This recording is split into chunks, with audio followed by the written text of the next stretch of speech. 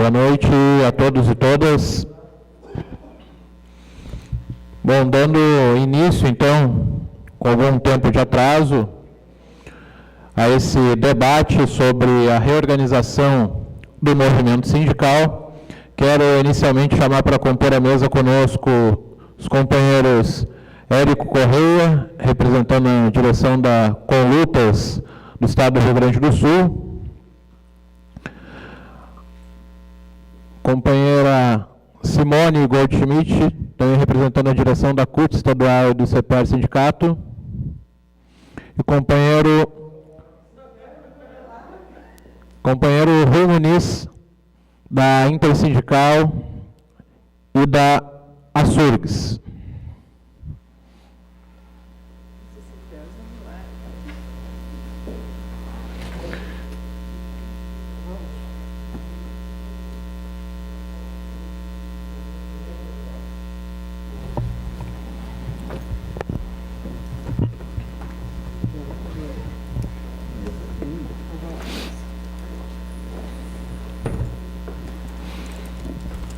Bem, pessoal, como todos sabem, a atual direção do Sintrajuf, empossada em agosto do ano passado, tem como uma das propostas, faz parte do programa de gestão, fazer o debate democrático com a categoria a respeito de uma proposta defendida pela atual direção de desfiliação do Sintrajuf da Central Única dos Trabalhadores.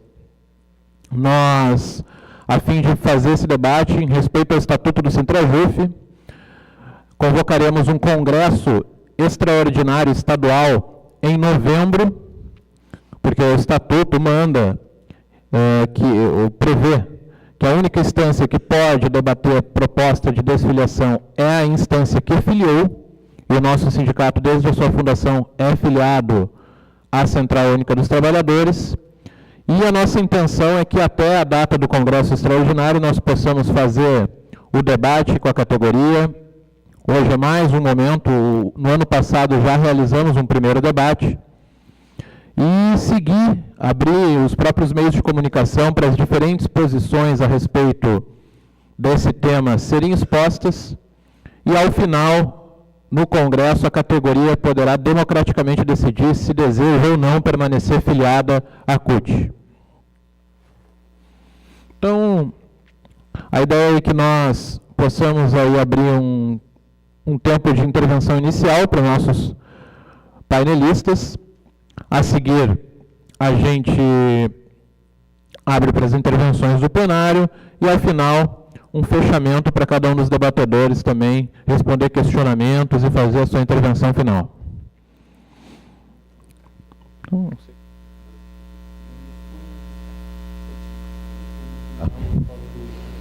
podem ser? Pode ser. Tá bom, não tem problema, foi propositivo. Então, pessoal, dando início ao debate, companheiro Érico Correia, da Coordenação Estadual da Conlutas, CSP Conlutas. Por favor, Érico. Érico, desculpa. Só isso aí. Então, saudação a todos os companheiros, companheiras, saudação aos companheiros da mesa. Quero, em nome da CSP Conlutas do Rio Grande do Sul, saudar o debate, principalmente aos companheiros que se dispõem a estar nesse horário aqui com esse frio, participando de um debate sobre orientação, sobre organização sindical. Eu acho que é muito importante que tenhamos essa disposição e que a categoria esteja fazendo esse debate. Eu tenho já há algum tempo, por todo o Estado, participado de debates sobre este tema, debate de alguns sindicatos que estão abrindo discussão sobre a filiação à CUT, sobre os rumos que a CUT tomou ao longo da sua história.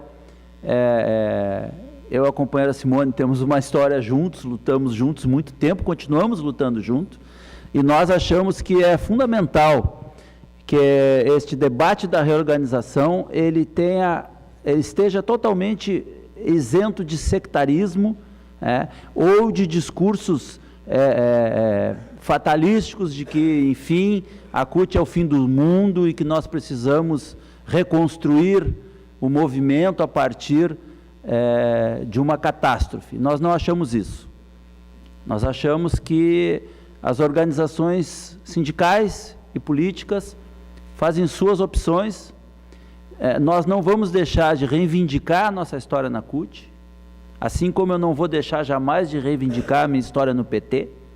Eu sou um militante que militei muitos anos no PT, e até houve um debate certa feita sobre que caminho o PT escolheria para conseguir avançar no rumo do poder. Nós sabemos que tem um marco nessa história, que é a eleição de 1989, aquela disputa entre o Lula e o Collor.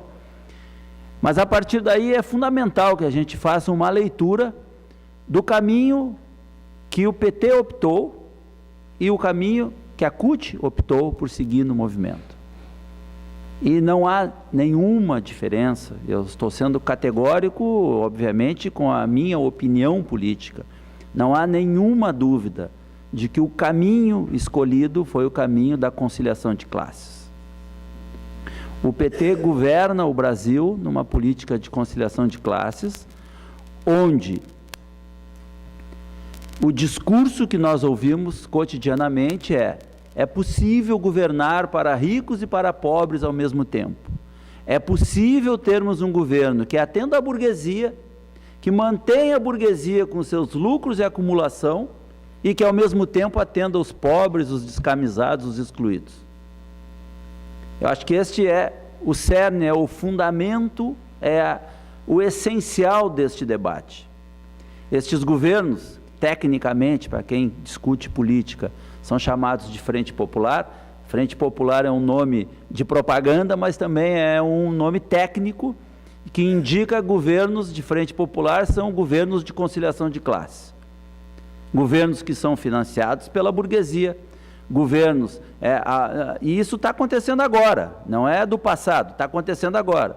A mesma mão que o Aécio está beijando para pegar dinheiro para fazer campanha política, a Dilma está beijando também. A mesma empresa que está financiando o Aécio Neves está financiando a Dilma para fazer suas campanhas políticas. Portanto, é uma disputa interburguesa. Qual setor da burguesia vai ganhar essa eleição? Aquele que está apostando no papel da Frente Popular, ou a burguesia aquela mais dura mesmo, mais clássica, que não aceita nem que tenha a conciliação de classes. É evidente que nesta disputa, estes governos de conciliação de classe, que não são governos burgueses,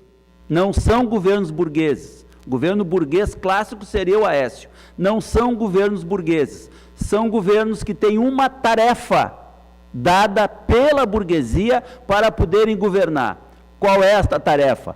Controlar o movimento de massas. Esta é a tarefa essencial que tem um governo de Frente Popular. Controlar o movimento de massas. Não pode ter greve, não pode ter luta, tem que frear as lutas. E quando a coisa fica... A forma que controlam, a gente conhece. É o grande braço petista dentro do movimento de massas, que chama CUT, ou que chama MST, que tem esta tarefa de dar o apoio ao governo de conciliação de classe. Mas daí a gente sabe também, né, que quando isso não está funcionando muito bem, a velha fórmula vem também. Aí vem a polícia, vem a repressão, prisão e batem também. O que está acontecendo no nosso país nesse último ano, não é clássico dos governos de Frente Popular. Os governos de Frente Popular, normalmente, eles têm o discurso de conciliação. Deixa lutar, deixa fazer manifestação, lutar não é crime, a passeata pode, tá? Quando não está incomodando muito, mas quando começa a incomodar muito, aí não tem papo. Aí, quando tem Copa do Mundo e a burguesia quer mostrar, quer faturar, aí eles batem, eles prendem. Tem muita gente aí que apanhou bastante e está presa há muito tempo. Acho que isto demonstra que nós precisamos discutir os nossos rumos. Porque se é verdade, e aqui eu quero pegar um outro ponto muito importante, se é verdade de que a burguesia desse país, de que as grandes empresas, de que os bancos continuam não só mantendo, como aumentando seus lucros, e isso está avançando, vejam as concessões que estão sendo feitas, foram entregues agora todos os aeroportos, ontem, essa semana, foi entregue o Galeão, né, oficialmente, então, está sendo entregue os aeroportos, os hospitais universitários, as reservas de petróleo, tudo isso está indo para a mão das empresas, certo? Então, vejam o modelo econômico, não tem nenhuma diferença do modelo econômico do Fernando Henrique, é o mesmo modelo econômico. O que se chama da desoneração da folha de pagamento, os companheiros já ouviram falar sobre isso? São 56 setores da economia desse país, onde a patronal não paga mais previdência, só quem paga é o funcionário, o empregado. Os patrões não pagam mais a previdência. A Seguridade, obviamente, vive uma situação piorada em função disso. E aí a gente responde, ou a gente questiona o seguinte, mas muito bem, a grande bandeira deste modelo de governo é a atenção que se dá aos excluídos, é o Bolsa Família. Essa é a grande bandeira. Tinha muita gente que não comia, que agora come. É o que a gente ouve falar. E é o discurso do menos pior. Nós temos que votar nesse governo porque ele é menos pior que aquele outro. E a equação que tem que ser feita e que nós precisamos refletir sobre ela cotidianamente é exatamente essa. Se a burguesia mantém seus lucros, se as empresas continuam faturando e acumulando, se os bancos continuam cada vez ganhando mais dinheiro, primeiro, é verdade esta equação em relação ao Bolsa Família? Eu respondo aqui que é verdade, mas com uma diferencinha muito pequena, assim. A parcela do orçamento da União, referente a pagamento e rolagem da dívida pública do país, que é o dinheiro que vai para os bancos,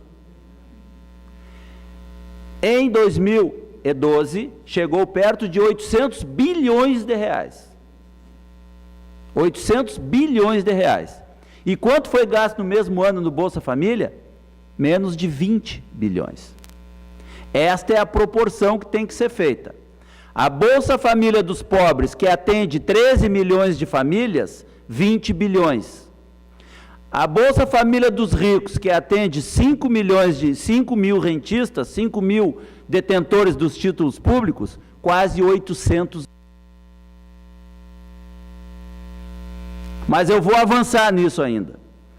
Se os ricos mantêm seus ganhos, se as empresas continuam faturando, e se gastou 20 bilhões para dar comida para quem não tinha, da onde saíram esses 20 bilhões? Estes 20 bilhões saíram dos assalariados, muito especialmente dos servidores públicos, do arroz salarial que vocês sofrem e que vem sofrendo cotidianamente. Das greves no setor público federal que estão acontecendo, como está lá o IBGE em greve agora, como a SURG está em greve, fez várias greves, como vocês já tiveram greve. Por quê? Porque o arroz salarial pega pesado no serviço público para poder ter dinheiro, para dar comida para quem não tem, que é muito louvável, e ao mesmo tempo se manter um curral eleitoral muito forte. Eu estou fazendo aqui um discurso que eu quero que seja ouvido e visto como um discurso de um militante de esquerda, de um militante socialista convicto, porque por muitos e muitos anos nós fizemos política nesse país dizendo que jamais aceitaríamos fazer política dando cesta básica para as pessoas, que nós tínhamos que dar dignidade, que nós tínhamos que dar moradia e emprego, que as pessoas tinham que crescer a partir de investimentos pesados no social, a partir de investimentos em educação, em saúde, em moradia, em saneamento básico, e que a sociedade avançasse de conjunto, e não que se criasse uma base social lá condenada à miséria, porque as pessoas optam por não sair do Bolsa Família porque elas não têm possibilidade de avançar. A gente vive uma situação assim, e é evidente que quando a gente discute a reorganização do movimento sindical, o movimento sindical, ele tem uma relação íntima com as organizações políticas. E se há uma opção da CUT em defender e apoiar os projetos destes governos de frente popular, isso tem que ser debatido abertamente. Nós achamos, e faço o discurso da independência, não porque eu queira aqui defender que as pessoas não tenham que fazer política, muito pelo contrário.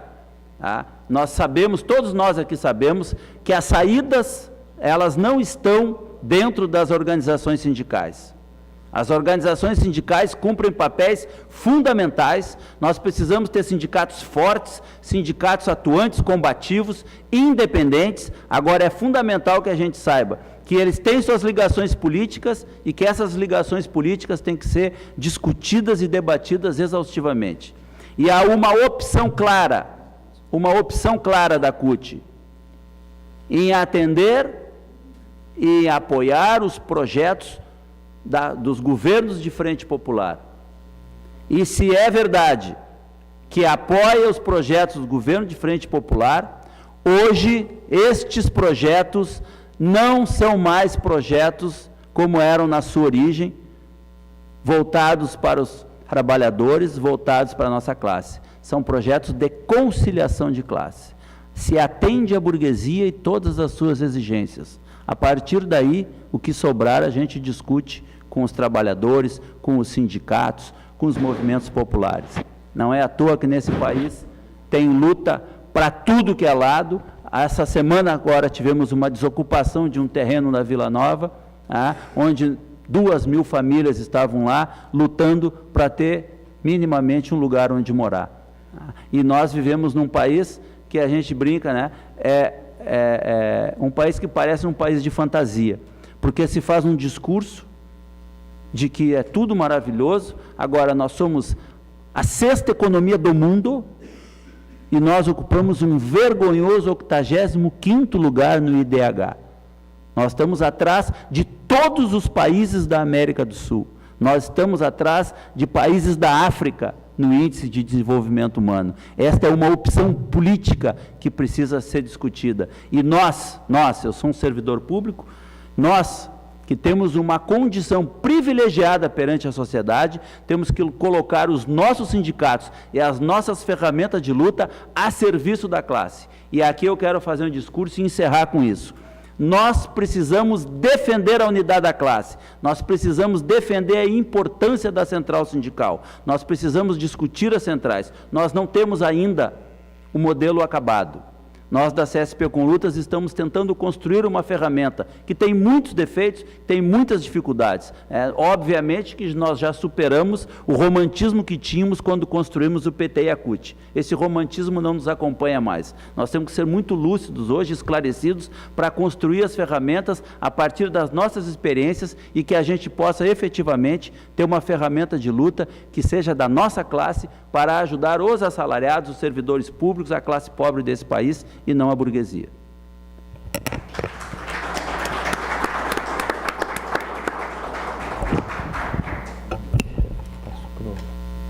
Pode ser, tanto faz. Tá bem, pode ser.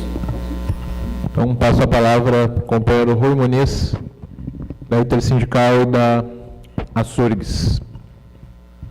Buenas. Em primeiro lugar, boa noite a todos e a todas, e acredito que o mais importante aqui nesse debate é a garantia de um princípio que para nós da classe trabalhadora é extremamente importante, que é a democracia, né? Me parece que isso é talvez o ponto mais importante do debate que nós vamos fazendo hoje. E é óbvio que para a construção desse debate, para a construção de um amadurecimento na base da categoria, para que ela venha tomar uma decisão, do seu ponto de vista, na sua organização, enquanto estrutura, enquanto modelo, enquanto concepção, nos parece importante, talvez, né, já que se trata da questão da desfiliação à CUT, talvez trazer um pouco dessa conjuntura que nos parece que teve um papel determinante, inclusive, no período da fundação da Central. Não temos dúvida disso. Aliás, a Central, nesse mês de agosto, está fazendo 31 anos. Né? Foi fundada lá em agosto de 1983. E me parece que entender esse processo histórico é importante. Primeiro porque a CUT surge, e ela surge muito com uma condição quase que de frente, de luta de classe. Ela consegue congregar em si um conjunto de forças de esquerda a partir de um período, né, de, entre aspas, abertura do nosso país, onde se tornava um elemento realmente de defesa de classe, de interesse de classe, né, e que se apresentava enquanto, inclusive, projetos organizativos extremamente importantes e arrojados, e que diria que nós não conseguimos, inclusive, fazer uma efetiva implantação, que, por exemplo, é o nosso projeto que nós construímos lá a partir de 83, projeto de ramo de atividade, organização, coisa tal, programa de atividade, criação dos departamentos, e acredito que alguns de nós participou desse debate, dessas construções. Né? Então, entender isso, que a CUT teve um papel importante numa conjuntura de 30 anos atrás, eu acho que é a primeira questão que nós temos que travar aqui. Né?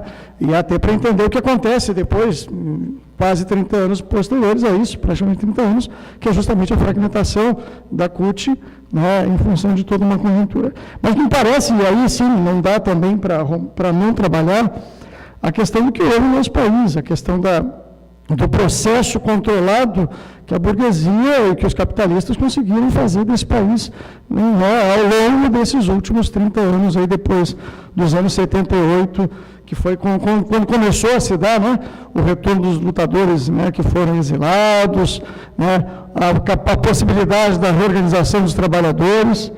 E aí, obrigatoriamente, passado esse tempo, lá por 2002, não dá para falar também na questão dos rumos que a Central toma, muito por consequência dos rumos que o PT assume.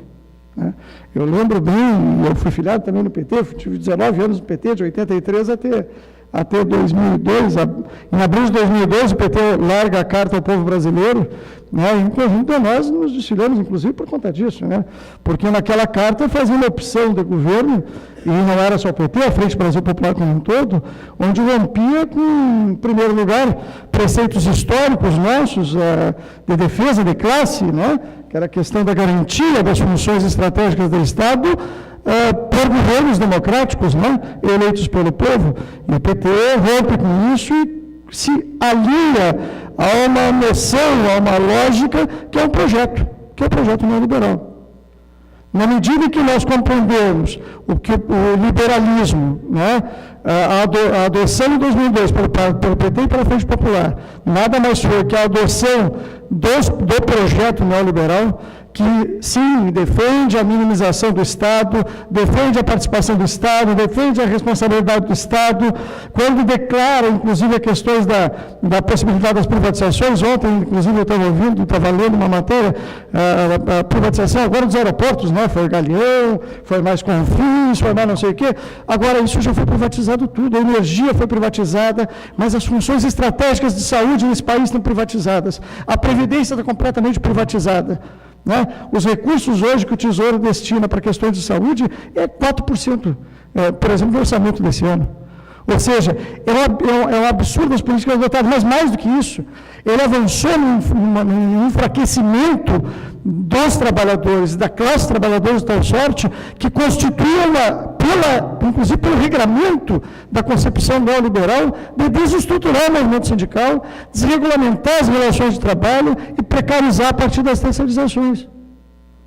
E isso permitiu não só em nível do serviço público, mas também em todas as organizações privadas.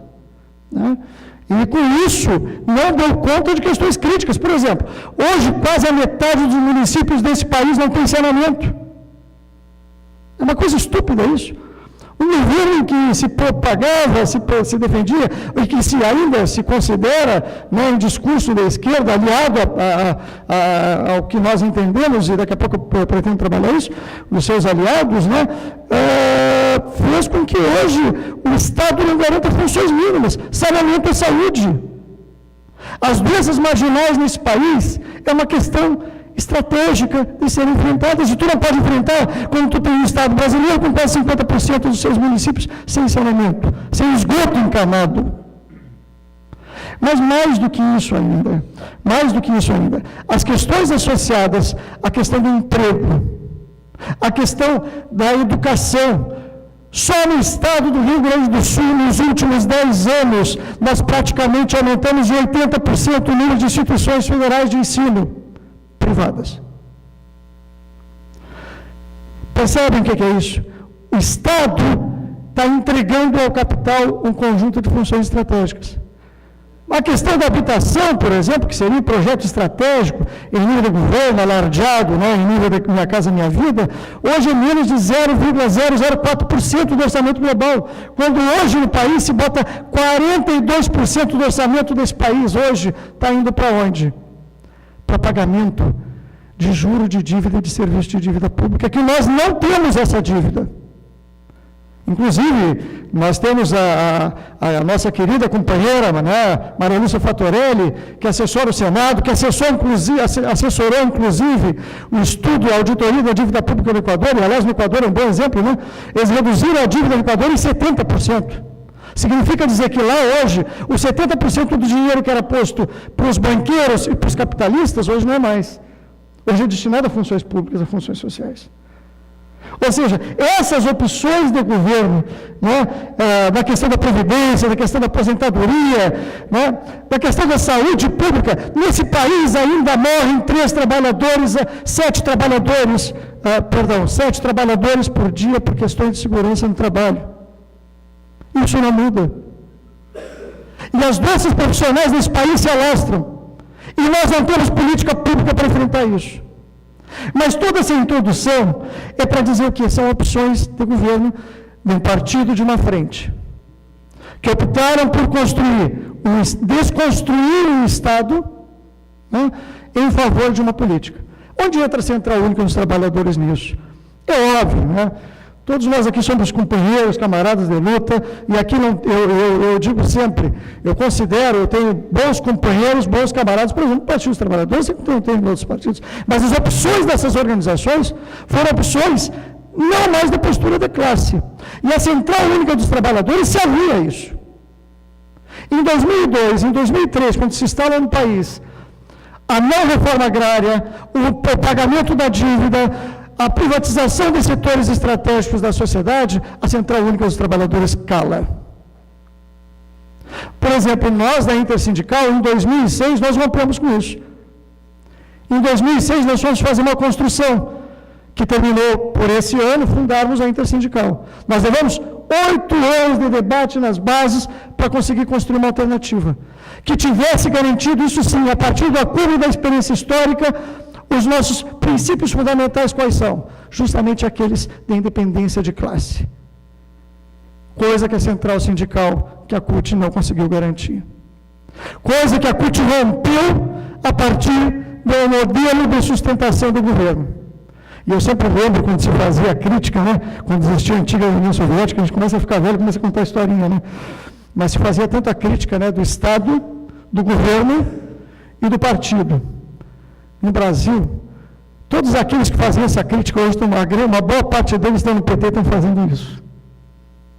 Estão confundindo e estão usando máquinas governamentais para isso.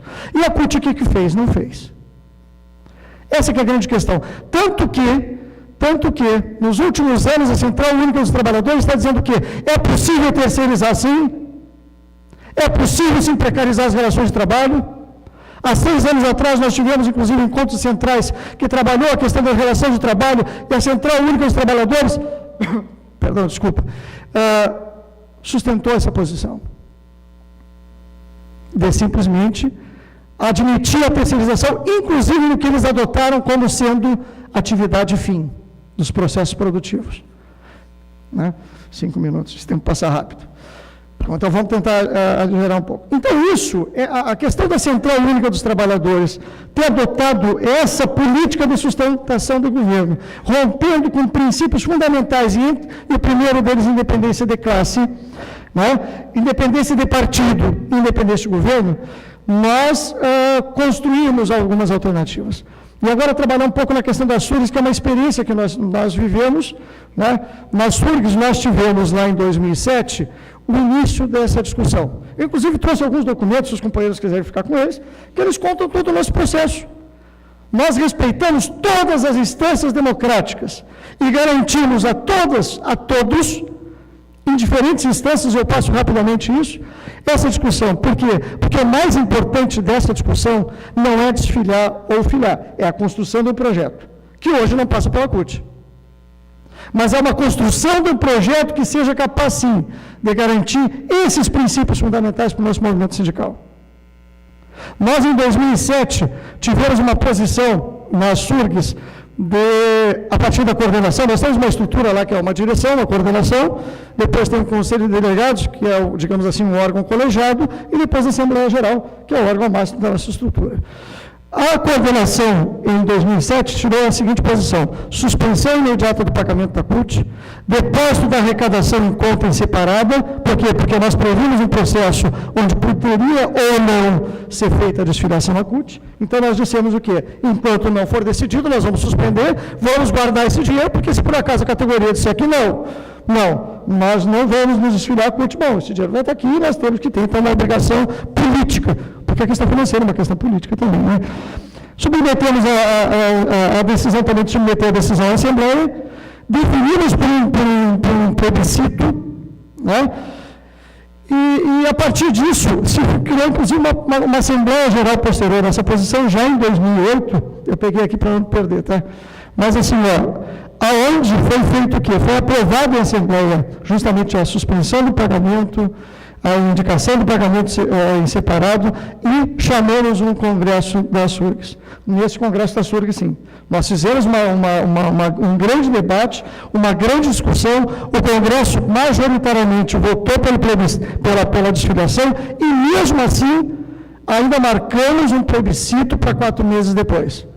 E esse plebiscito, inclusive, só para ter noção do impacto que teve isso, na nossa base da categoria, 75,37% disseram pela desfiliação e 22% disseram que não vai não desfiliação.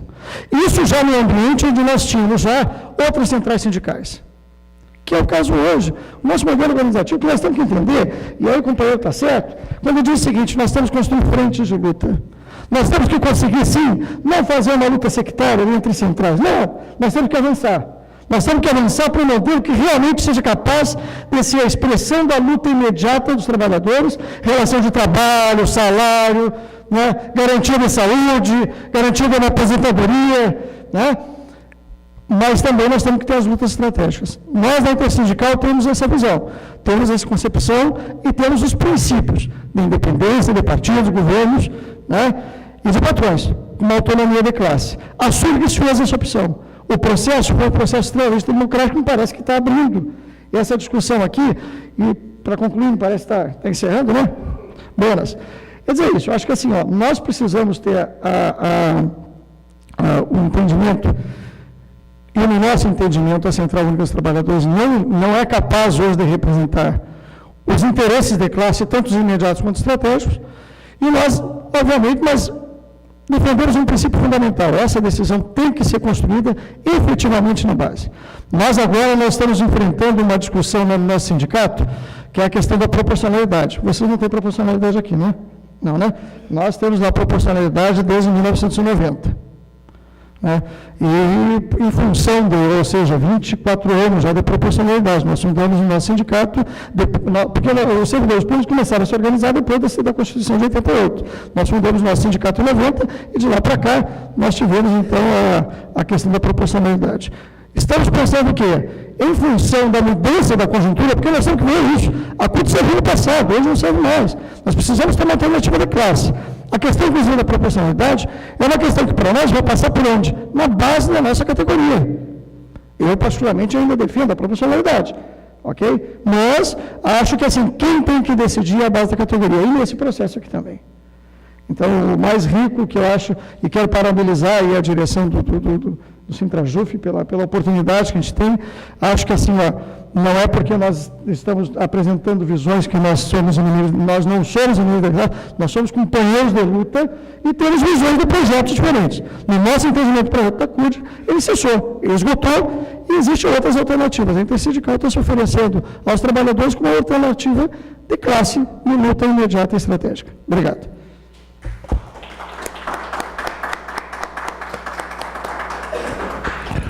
Passo a palavra, então, à companheira Simone Goldschmidt, da direção da CUT estadual e presidente do CEPAR Sindicato. Boa noite a todas e todos. Boa noite, Cristiano, Rui, Érico. Parabenizar o Sintrajuf pela discussão. E aqui, assim, eu fico meio no papel do Judas, né? Dois batem, o Judas apanha. Então, agora o Judas levanta e bate também, né? Bom, gente, a Central Única dos Trabalhadores, como bem disseram os companheiros, ela surge ainda o seu embrião no processo de ditadura militar, né? 83, no princípio, ali começa uma abertura política à construção da Central Única dos Trabalhadores. Então, ela ainda é uma menina, né? Tem 31 anos, completa agora nesse mês de agosto. E é graças à Central Única dos Trabalhadores que nós adquirimos e conquistamos muitos dos nossos direitos. Esta central que ainda é, e por muito tempo será, a maior central sindical do país. É uma central que é respeitada em nível nacional, em nível americano e em nível internacional. Nós temos hoje o presidente da CSI, um brasileiro, João Felício. Nós temos a Central Única dos Trabalhadores como uma das centrais mais respeitadas no mundo. As pessoas querem ouvir, os nossos companheiros latino-americanos têm a Central Única dos Trabalhadores como referência nas suas lutas. E mesmo tendo toda essa história de luta, e por ter toda essa história de luta, nós conseguimos eleger um presidente da República. Nós conseguimos reeleger um presidente da República. E nós conseguimos eleger a sucessão desse presidente da República. E nós não fizemos a revolução nesse país. Nem o PT, nem o PSTU, nem o PSOL, nem nenhum partido de esquerda conseguiu fazer revolução nesse país. E quando se fala que o mesmo empresário que está fornecendo e financiando campanha da direita está financiando a campanha da esquerda, e de praticamente todos os partidos, até onde eu sei, a Central Única dos Trabalhadores, juntamente com os movimentos sociais, está disposta a fazer um plebiscito para que tenhamos uma constituinte, especial, para que faça a reforma política nesse país. Que enquanto nós não realizarmos uma reforma política, todas essas questões que os companheiros colocaram aqui, de quem está administrando um país, um estado e um município, vão continuar. Porque quando foi feita a carta aos brasileiros, que o companheiro Rui se referiu, em 2002, se percebeu no interior do partido político que ou fazia-se alguns acordos para ter financiamento, ou não conseguiríamos mudar nem a situação dos miseráveis que não tinham o que comer. E agravaríamos cada vez mais a condição da classe trabalhadora.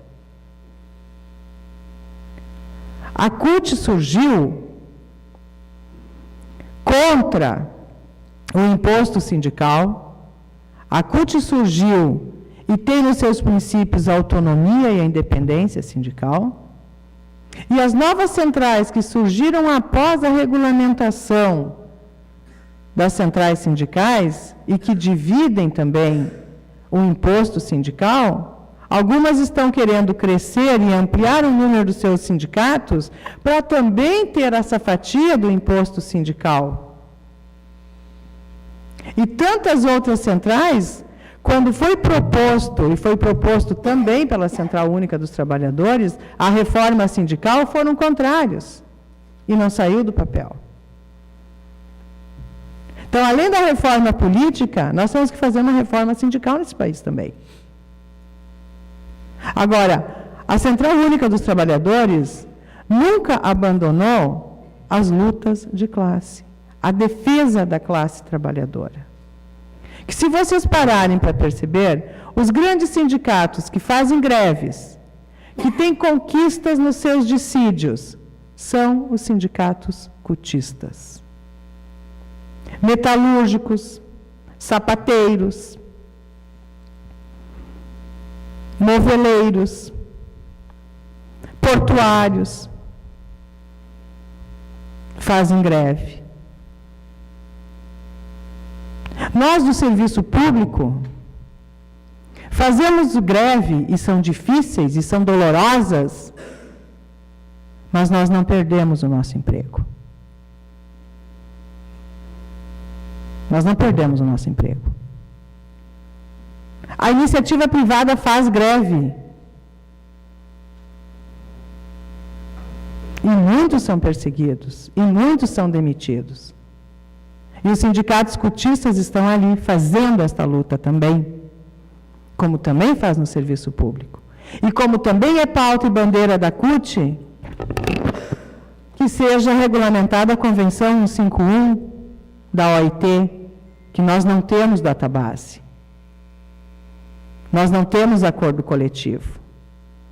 Nós precisamos fazer uma greve para abrir negociação com os governos.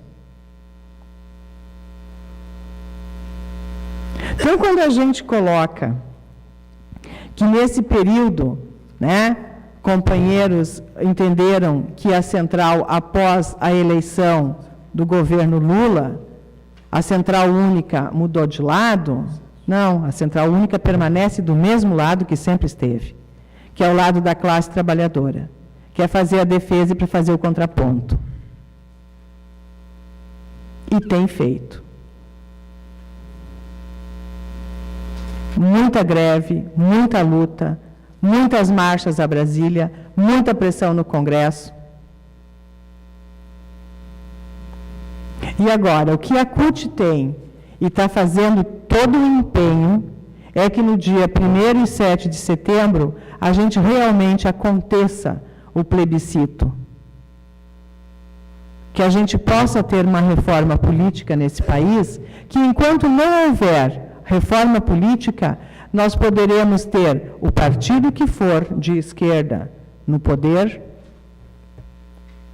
que as coisas não estarão mudando, porque nós vivemos num planeta que é capitalista, com exceção de algumas poucas repúblicas.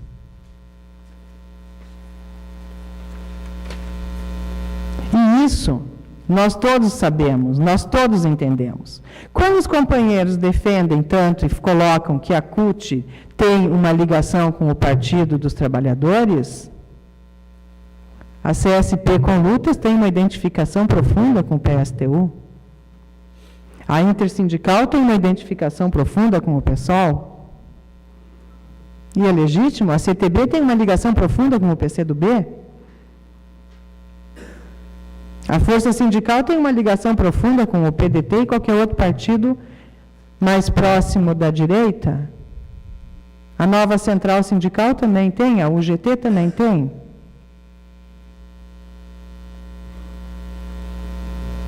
É da luta de classe. É da disputa da base. É da disputa de hegemonia na sociedade. E a Central Única dos Trabalhadores, ela tem pauta, ela discute, ela disputa, ela enfrenta, e ela, na nossa visão, continua sendo um excelente instrumento, uma excelente ferramenta de luta da classe trabalhadora. Tem as suas contradições, como todas as instituições. Mas a grande maioria da Central Única dos Trabalhadores, dos membros da Central Única dos Trabalhadores, é pela luta desta classe. E aí não tem nenhum representante da Central Única dos Trabalhadores que discorde das conquistas que nós tivemos, e acredito que nenhum de vocês também. De toda a luta que se fez, de todas as conquistas que a Central Única é responsável, nesses 31 anos, onde nós conseguimos realmente fazer a diferença para a classe trabalhadora e também no país. Evidentemente que nós temos pautas que não foram atendidas e nós continuamos a persegui-las. Por exemplo, a redução da jornada para 40 horas, a 151, que ainda não saiu do papel, a resolução, né? O fim do fator previdenciário. Enfim, tem uma série de conquistas que nós ainda não atingimos, mas nós continuamos fazendo essa disputa. E nós sabemos que, para isso, nós precisamos de todos os companheiros conosco. E muitas vezes, nós não encontramos os demais companheiros juntos nessas lutas. Muitas vezes, muitas pautas que dizem diretamente a vida do trabalhador e da trabalhadora, nós não temos os companheiros de outras centrais conosco, fazendo essa disputa, fazendo esta pressão. Portanto, eu quero dizer aqui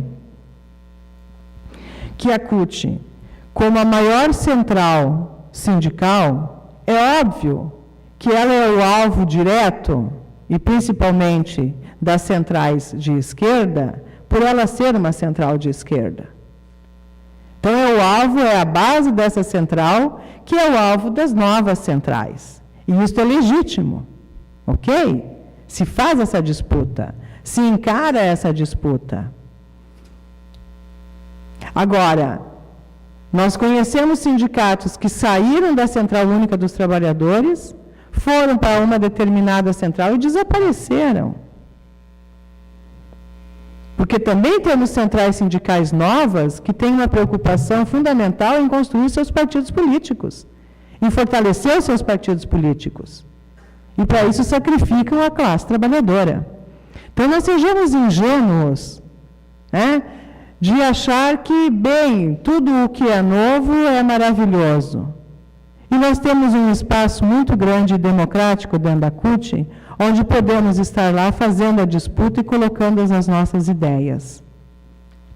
Por isso, eu convido a todos e a todas que façam realmente uma reflexão profunda sobre o que é novo, o que não é novo. E antes, quando eu cheguei aqui, eu ouvi uma discussão e eu fiquei muito preocupada, em que dizia-se o seguinte: desfilia-se da CUT e não filia-se a nenhuma central. Este é o discurso extremamente despolitizador da classe trabalhadora. Porque alguns, gostando ou não, todos somos trabalhadores. Todos somos explorados. A minha categoria tem um preconceito horroroso em se chamar trabalhadora. Se sente extremamente humilhada em ser chamada de trabalhadora. Agora a gente já perdeu um pouco esse preconceito, mas ainda existe. Ser chamado trabalhador de educação é o último para muitas professoras e professores.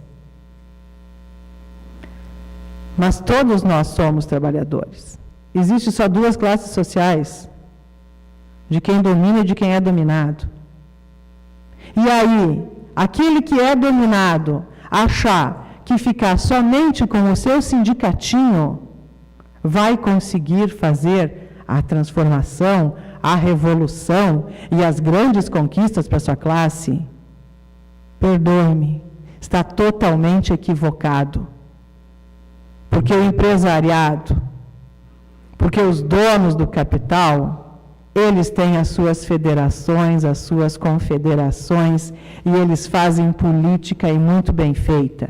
Enquanto isso, aqueles que são explorados ficam se dividindo em 3, 5, 6, 10, 15, 20 entidades, onde cada um quer ser o mais bambambam, o mais lutador, o mais bonito, o mais guerreiro, o mais aguerrido, e a sua classe está cada vez mais perdendo fôlego, perdendo direitos.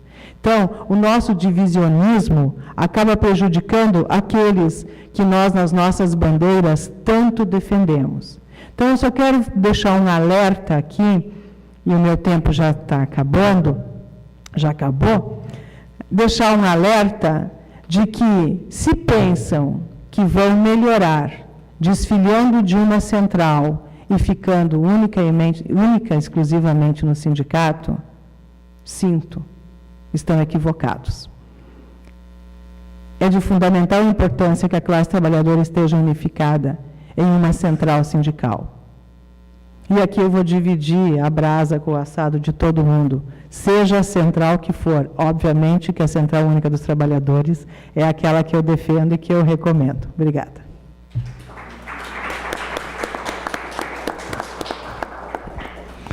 Bem, companheiros, finalizada essa intervenção inicial dos debatedores, a gente abre para as falas do plenário, um tempo de 3 minutos, para quem quiser fazer uso da palavra. O primeiro é o Marcelo Carlini, já é o primeiro inscrito.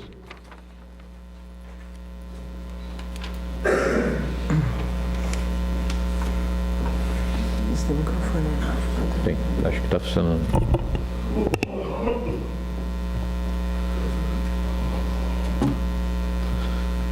Bom, boa noite, companheiras e companheiros. Queria saudar a mesa, saudando a figura da professora Simone, e dar os parabéns pela vitória da chapa cotista no CEPER Sindicato. Eleição feita há pouco tempo, e uma vitória que é resultado do movimento vivo da base da Central Única dos Trabalhadores, mas não só por isso, mas também resultado da divisão que se deu no seio da Conlutas. O principal sindicato do Estado foi ganho por nós, também porque a Conlutas não tem unidade mínima para montar uma chapa para disputar o sindicato. É essa a frente esquerda que esses companheiros tentam apresentar à comunidade, mas na prática ela não se confirma, porque o interesse partidário ele se sobrepõe ao interesse da própria categoria. Quero também dizer para o companheiro Érico, ele não é culpado disso, mas a CUT aprovou na sua última plenária uma posição contrária à desoneração fiscal. Dizendo, companheiros, o Eduardo Campos, eu quero começar dizendo isso, o Eduardo Campos mal apagou a fumaça do acidente, a burguesia já estava alvoroçada com o novo cenário eleitoral. O Financial Times publicou uma matéria hoje dizendo que começou tudo de novo e que agora a burguesia tem alguma chance de levar as eleições para o segundo turno.